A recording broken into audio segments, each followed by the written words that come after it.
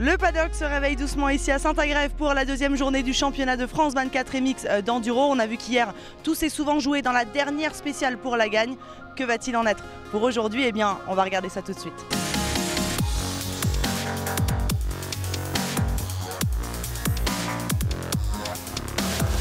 Allez, c'est parti.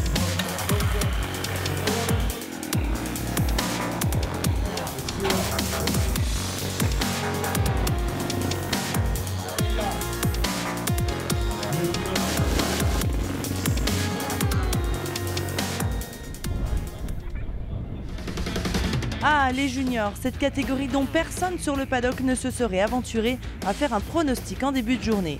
Les victorieux de SP2, longtemps deuxième à quelques dixièmes du leader jusqu'à l'entrée de la dernière spéciale, Jérémy Miroir s'écroule et quitte le podium à l'issue d'une journée très tendue. Il termine cinquième seulement.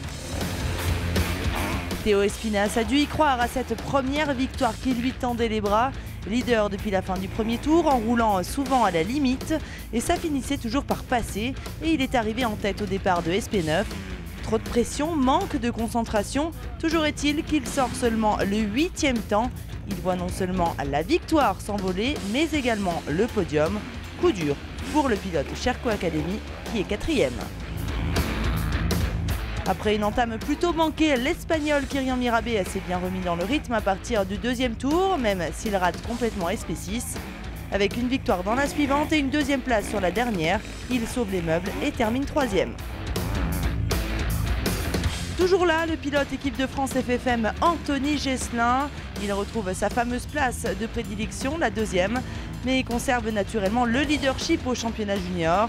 Un seul meilleur temps dans la journée, il a surtout vu le retour inattendu de celui qui s'impose pour la première fois en junior, Hugo Blanjou.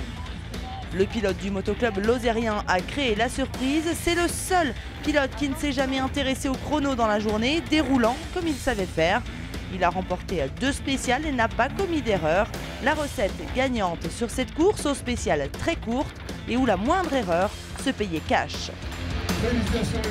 Journée incroyable, c'est vrai, j'ai pas regardé mes résultats, enfin ma place au provisoire de toute la journée. J'ai roulé comme je savais faire, comme à l'entraînement en fait, j'ai pris vraiment la cool comparé à hier où j'étais pas du tout bien. Et puis ça l'a fait, ça a marché, jusque dans la dernière, j'ai appris que j'allais gagner, donc c'est génial. Chez les élites E1, comme la veille, Théo Bollé n'a pas pu faire mieux que la 5e place pour sa reprise en championnat de France. Bien distancé par les ténors de la catégorie, il faudra encore un peu de temps et de remise en forme pour approcher le podium. Équipé d'une attelle sur son scaphoïde cassé, Julien Gauthier a dû serrer les dents tout au long de la journée. Distancé dès le départ par les 3 hommes de devant, il a surtout voulu limiter les dégâts au championnat en rapportant de gros points. Pour le titre, Godgot est 4e. 10 secondes devant, on retrouve Jérémy Carpentier. Le pilote EC2M, 3e des 4 premières spéciales, il a terminé en fanfare en prenant le meilleur temps sur SP9, il est 3e. C'était pas la même chanson que la veille pour Romain Boucardet qui nous a confié que Bourgeois était vraiment le patron aujourd'hui. Le privé Yamaha Ryder Camp s'incline pour un peu plus de 20 secondes. On retiendra quand même qu'il a pris le meilleur temps de SP8. Enfin, c'est un doublé ardéchois pour le champion de France en titre Marc Bourgeois. Il repart de cette 3e manche avec le sentiment du devoir accompli. 7 meilleurs temps sur 9 spéciales et même s'il manque d'entraînement, il a toujours cette rage de vaincre qui fait la marque des grands champions. On a eu une belle bagarre et non, satisfait des 2 victoires, ça fait du bien. Donc non, on va continuer comme ça, concentré, et puis le tout c'est de prendre du plaisir.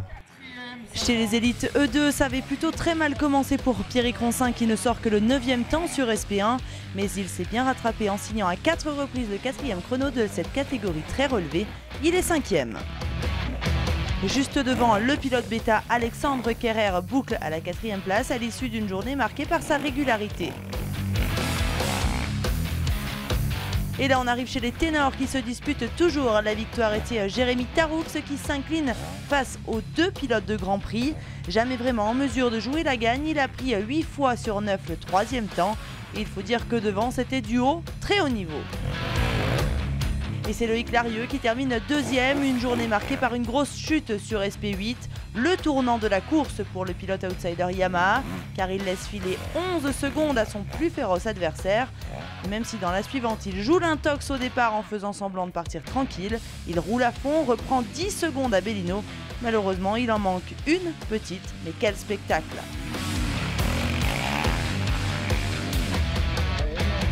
Remonté comme une pendule après une période un peu difficile à mi-saison, Mathias Bellino a sorti le grand jeu. Sa victoire en mondial il y a 3 semaines l'a remis sur les rails. Et même si le championnat de France n'est habituellement pas son fort, il a imprimé un rythme de folie, suivi comme son ombre par Larieux qui lui a donné du fil à retordre. C'est dans le dernier tour qu'il s'offre sa deuxième victoire de la saison. Le mondial, oui, m'a fait du bien. Maintenant, le championnat de France, c'est quand même un championnat qui est important pour moi. Si je ne gagnais pas aujourd'hui, je perdais le titre. Ça fait vraiment du bien et Loïc a vraiment super bien roulé. Et je crois qu'au scratch, on met une quarantaine de secondes au troisième, donc c'est quand même assez fort. C'était vraiment du gros pilotage, je pense.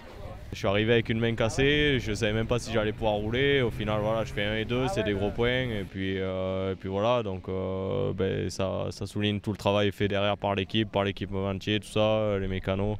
Tout le monde a bossé pour que je puisse rouler. Le doc Savelli également de la fédération. Donc voilà, je les remercie parce que sans eux, tout aussi bien, je n'aurais pas pu rouler. On en termine avec les élites E3 et à noter à l'abandon sur blessure à la cuisse de Manuel Beupard, le champion de France en titre. Et le premier top 5 pour Guillaume Chaumeil, même s'il est assez distancé par la concurrence. Pierre Vissac continue sur sa lancée en signant à nouveau une 4e position. Il est à 1 minute 15 de la gagne. Malheureuse 3e place pour Antoine Basset qui a mené un temps la course jusque dans le 2e tour. Malheureusement, une chute à mi-journée a ruiné tous ses espoirs de victoire, d'autant que Romain Dumontier s'est invité dans la bagarre pour la gagne. Le Normand a repris du poil de la bête au guidon de son 300 de temps. Parti avec le meilleur temps sur SP1, il a mis des bâtons dans les roues à la concurrence pour se faire une place. Et avec un carton plein dans le dernier tour, il mérite largement sa 2e position.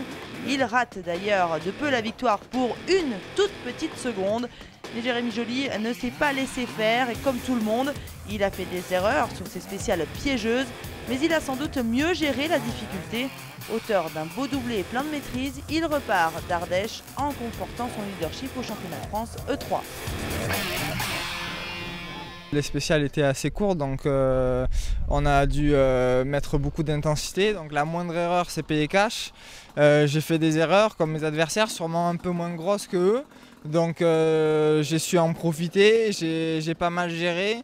Il fallait attaquer, mais pas trop, c'était un peu délicat. Je suis bien arrivé à m'en sortir, donc je suis content de signer un doublé. On en termine avec les féminines et les espoirs. Et chez les dames, Valérie Roche a bien failli créer la surprise. Il aurait juste fallu une spéciale de moins.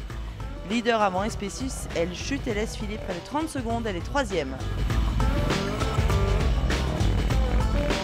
2e position pour la championne de France, Juliette Bérez, au coude à coude pour la 2e place avec Audrey Rossa. Et elle s'est finalement inclinée pour 16 secondes. La victoire, elle revient à la pilote Husqvarna. 3e sur le premier tour, elle a remporté toutes les spéciales du 2e tour et s'impose. Enfin, chez les espoirs, Alexis Beau ne fera pas le doublé en Ardèche. Il termine 3e à 4 secondes de la victoire. Thomas Dubost échoue à la 2e position pour moins d'1 seconde. Le pilote KTM s'incline face à Isaac De Voulks. Et même si celui-ci a bien failli tout perdre avec un 10e temps sur l'avant-dernière spéciale. C'en est terminé pour cette 3e manche du championnat de France d'Enduro 24 MX à Saint-Agrève. Je vous donne rendez-vous fin août. Nous serons à Uzerche en Corrèze. D'ici là, portez-vous bien. Ciao, ciao.